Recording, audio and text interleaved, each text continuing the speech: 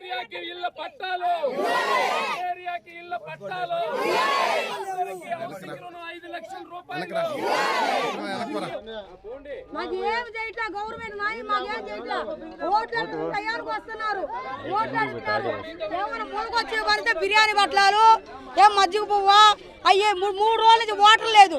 Water లాగా ఇబ్బంది పడిపోతున్నాం, current లాగా ఇబ్బందులు పడిపోతున్నాం. ఎక్కడ చెట్లు ఆడు పడిపోయి ఉన్నాయి.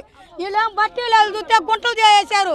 ఆ గుంటల వల్ల తుఫాను భారీ వర్షాలతో అనేక జిల్లాల ప్రజానీకం విలవిల్లాడుతూ ఉన్నారు. పంట పొలాలు దెబ్బతిన్నాయి, ఇళ్ళన్నీ మునిగిపోయినాయి, లక్షలాది మంది నిరాశ్రయులయ్యారు.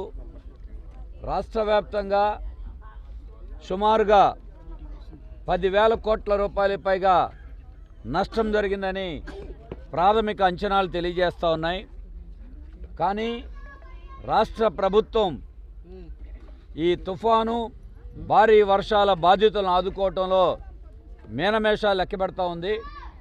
ముఖ్యమంత్రి గారు మాటలు తప్ప క్షేత్రస్థాయిలోకి వెళితే ఆ హామీలు ఎక్కడ అమలు జరగట్లా.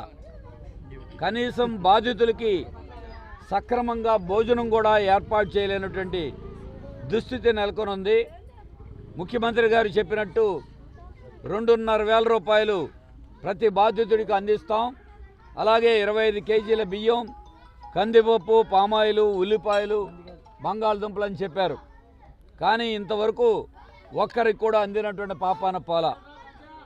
కరెంటు ఈరోజు కూడా 48 గంటలు గడిచినా ఇంకా చాలా ఇళ్ళకి ఇప్పటికీ కరెంటు సౌకర్యం లేదు.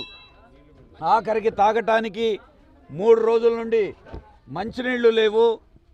ట్యాంకులు కూడా, వాటర్ ట్యాంకర్లు కూడా వేయలేని పరిస్థితుల్లో ఈరోజు రాష్ట్ర ప్రభుత్వం, నెల్లూరు నగరపాలక సంస్థ, మరి అలాగే ప్రజాప్రతినిధులు ఉన్నారంటే ప్రభుత్వం సిగ్గుపడాల్సిన అవసరం ఉంది.